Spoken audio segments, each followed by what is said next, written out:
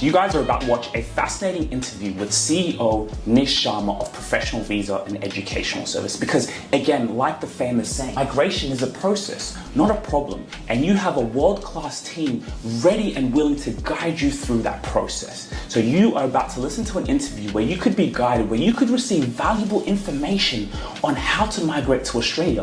What are the news? What are the updates? You see, Professional Visa and Education Services are industry leaders. Why? Because they care. They care about you and they care about your process and how you can be able to achieve your dreams. So breaking news coming, updated information. And again, for all the people out there who want to be able to learn more, who want to be able to empower themselves and your family, well, you guys are able to have a free consultation here at Professional Visa and Education Services. So get ready, stay tuned, and we'll see you in Australia. Hi all, this is Nish from Professional Visa and Education Services, New South Wales Supreme Court lawyer and also a migration agent since 2015. Today I'll be talking about all these recent changes that is coming into play very soon. Now again, this is the time of the year that usually a lot of things happens, especially when we're heading towards the new financial years. And also there is a goal that has been set up by the Department of Home Affairs when they bring up the migration strategy in late 2023. Everyone's wanted to talk about the new points test system, where we're heading, what's the concept behind it, was actually published in Department of Home Affairs website yesterday and also on the media release. Now again, this is not set on the stone. There is nothing concrete as yet, because it appears the Department of Home Affairs are still at the final stage of still receiving that feedback from clients, industry people, unions and education providers and migrants themselves and Australian people, because there is a clear link in the Department of Home Affairs website where you can put a submissions if you have any comments about this proposed changes that is coming up very soon. Now the key takeaway when it comes to the points test system, I'm not going to talk about what is the general skill migration system and the points test system that is currently in place, because the video will be extremely long.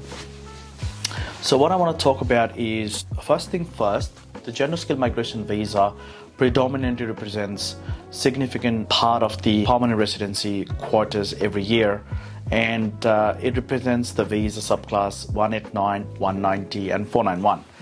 Now this particular subclass on its own has been very popular amongst the international students who would like to finish their studies and would like to settle here permanently without having to rely on the employer sponsorship visa or any other pathways to apply for permanent residency, because it is known as independent visa, which means you will have to demonstrate that you have a caliber and the skills that Australia needs. And then so far what was happening, what is still happening is you will go through the points test system, and each component has a points, for example, your age, your English, your partner, your employment, professional year program, accredited NATI, so on. This reform in relation to points test system is very important, and we really agree with this thing because this points test system hasn't changed for a very long time. There are so many components which is kind of unfair to the applicant, but then more so than the applicant, it has been quite unfair to the Australia and Australian job market, Australian skill shortage and labour shortage. The main takeaway with this points test system that's going to change, which is proposed to be changed soon, the first takeaway that I have is the current point system and why change is required. As I highlighted before, it's been a very long time and this reform was needed, especially if you wanted to put Australia first, Australian job market first, and really fulfilling the demand out there. This particular program that we have at the moment appears to be not serving that purpose at the moment. That's why this reform is important. Now, what's going to change? Potentially the priority for the people working in the nominated occupation. So this appears to be loud and clear on the reform paper, which indicates that with the current point system, there is nowhere, apart from the employment points test, there is nowhere in the system that kind of compels people to look for a job in the nominated occupation. Well, yes, it's an added value if you have a nominated occupation job, because you can claim that extra points depending on how many years you have worked in that nominated occupation, but there is no concrete requirements for you to be working in your nominated occupation as such. The potential changes will bring up some sort sort of requirements that will be tied up with you looking for a job in a nominated occupation.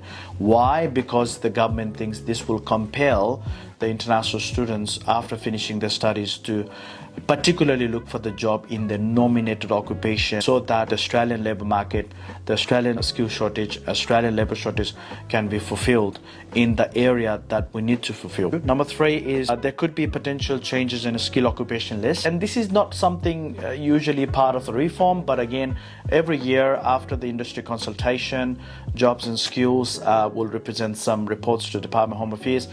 Based on the industry consultation, the Department of Home Affairs usually update their occupation list by removing some occupations and by adding some occupation. Well, that is purely based on what is required in Australia at the moment, what occupations is required in Australia at the moment. Number 4 is a potential better points for the skill partner. Up until now, your partner could only contribute maximum 10 points. That is if they have competent English and have the skill assessment in the occupation that is listed on the general skill migration list and below 44. So if they meet all of these 3 components, they could contribute maximum 10 points. But now there appears to be some reform around this area where skill partner could potentially contribute more points as opposed to just 10. Just to give you an example, if someone has a superior English and has the required skill assessment, the superior English is still considered as just 5 points, because as a skill partner, you cannot give more points if you have a superior or proficient English, because it will all consider as having a 5 points, which is the minimum threshold is 6 in each band. So that's just the example that where the government is heading in relation to finalizing this points test program. Now, potential better points for the young age, the news that sort of came out yesterday, and also in the migration strategy, the young people have a better tenure to serve Australia's job market for long term as opposed to mature age. However, they have not diminished the importance of the mature, skilled, qualified people this time. What I like about this particular component is, yes, there is a acknowledgement of the fact that younger people will be working in the job market for longer period, especially with their age, but at the same time